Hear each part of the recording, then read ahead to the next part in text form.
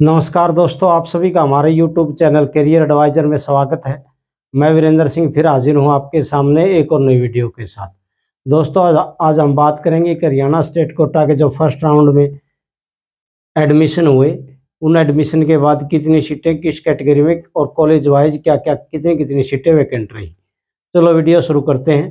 तो आज हमारा विषय है Haryana state quota seat matrix for second round 2024। ये जो डाटा है, ये जो हरियाणा स्टेट कोटा की फर्स्ट राउंड की काउंसलिंग हुई उसके आधार पर तैयार किया गया है। तो सबसे पहले हम एससी की बात करते हैं। एससी में जनरल कैटेगरी ओपन कैटेगरी में 27 सीटें थी, जिसमें से 17 फिल हुई हैं और उस हिसाब से यहाँ पर 10 सीटें वैकेंट हैं। पीडब्ल्यूडी में एक सीट थी, कोई एडमिशन नहीं हुआ। एक्स सर्विसमैन कोटा में पीडब्ल्यूडी में एक सीट थी, कोई एडमिशन नहीं हुआ। ईडब्ल्यूएस में 6 सीटें थी, 3 एडमिशन हुए हैं और 3 सीटें वैकेंट हैं। यहाँ पर पीडब्ल्यूडी में अब कोई सीटें नहीं थी। बीसीबी में 6 सीटें थी, 6 की 6 फिलअप हो गई हैं और यहाँ पर 0 सीटें आएंगी। आगे पीडब्ल्यूडी में यहाँ पर कोई सीट नहीं थी। बीसीए में एससी में 10 सीटें थी, 8 फिलअप होगी और 2 ही सीटें वैकेंट रही हैं। एससी में यहाँ पर 6 सीटें थी, 4 वैकेंट होगी, 4 फिलअप होगी, 2 सीटें आएंगी।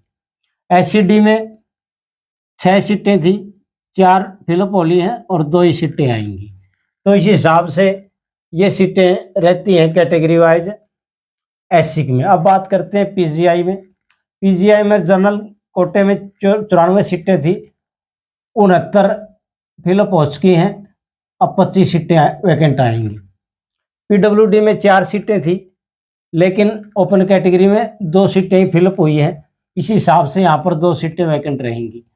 यहाँ पर एक्स सर्विसमैन कोटा में 1 सीट थी, वैकेंट है।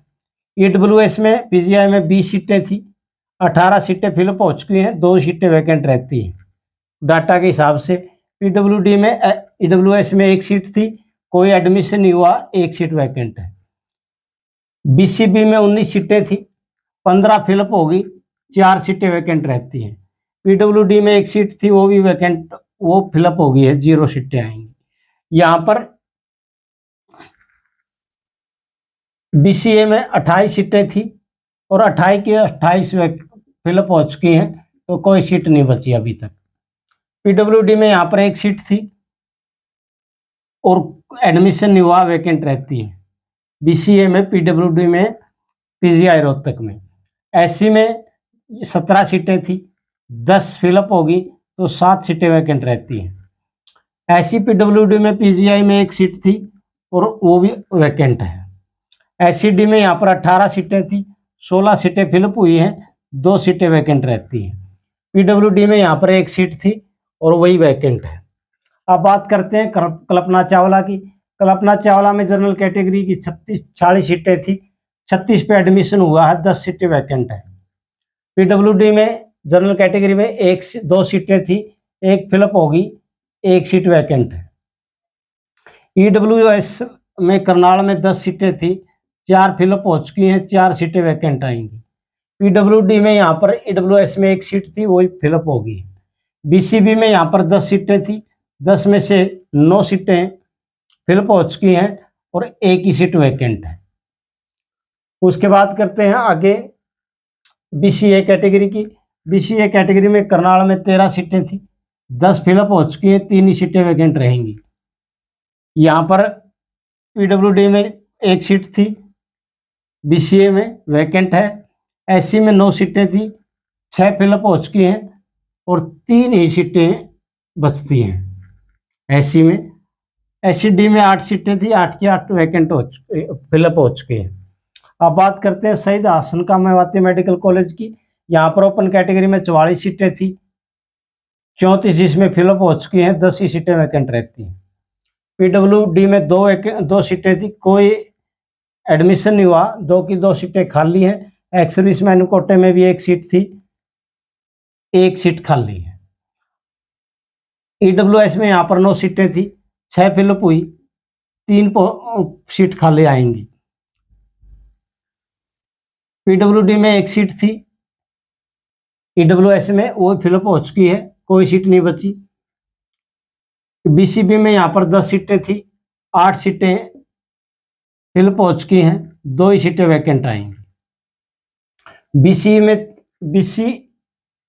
में यहाँ पर 13 सीटें थी, 12 सीटें फिलअप हो चुकी हैं और 1 सीट बची है एडमिशन के हिसाब से।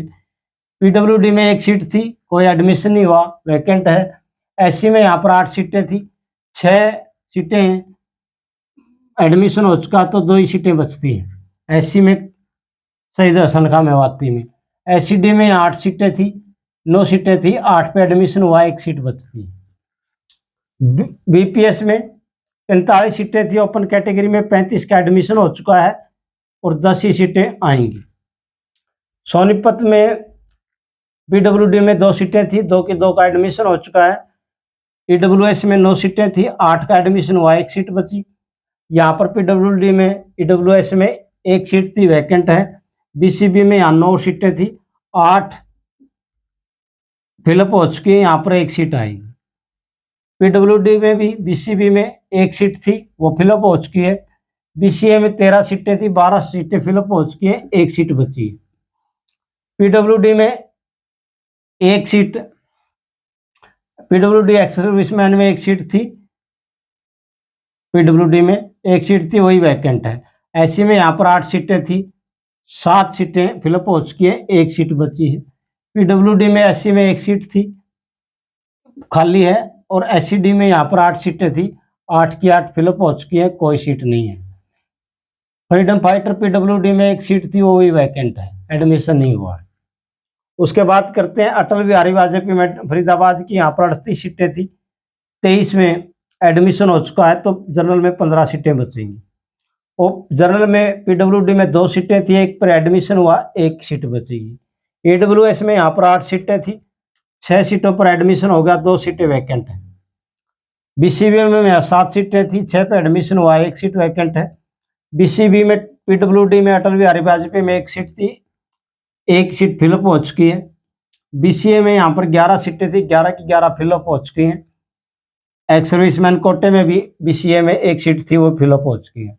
एससी में यहाँ पर 6 सीटें थी, 6 में से 3 फिलअप हो चुकी हैं, 3 सीटें वैकेंट है।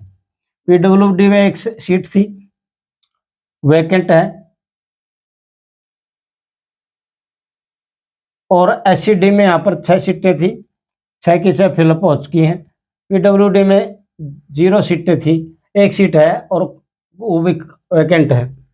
अब बात करते हैं अग्रसेन की। अग्रसेन में 43 सीटें हैं, 43 में ओपन कैटेगरी में 27 का एडमिशन होगा,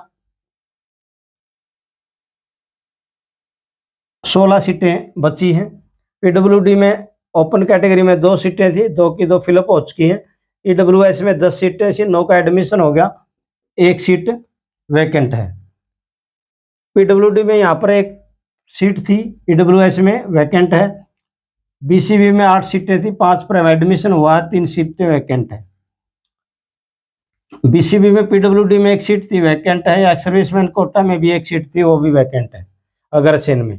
बीसीए में यहाँ पर 13 सीटें थी, तो 12 पर एडमिशन हो चुका है, 1 सीट वैकेंट है। पीडब्ल्यूडी में 1 सीट थी, वहाँ पर कोई वैकेंट है। एससी में यहाँ पर 8 सीटें थी, 4 पर एडमिशन होगा, तो 4 वैकेंट है। पीडब्ल्यूडी में 1 सीट थी, खाली है। 8 सीटें थी एससीडी में, 7 का एडमिशन हो गया, 1 सीट खाली है। पीडब्ल्यूडी में 1 सीट थी, एससीडी में, तो वो भी वैकेंट है। तो इस प्रकार हमने देखा, तो टोटल किया हमने।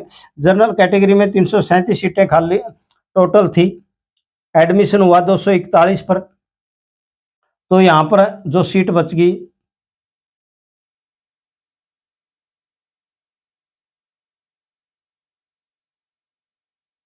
96 सीटें जनरल कैटेगरी में बची हुई हैं।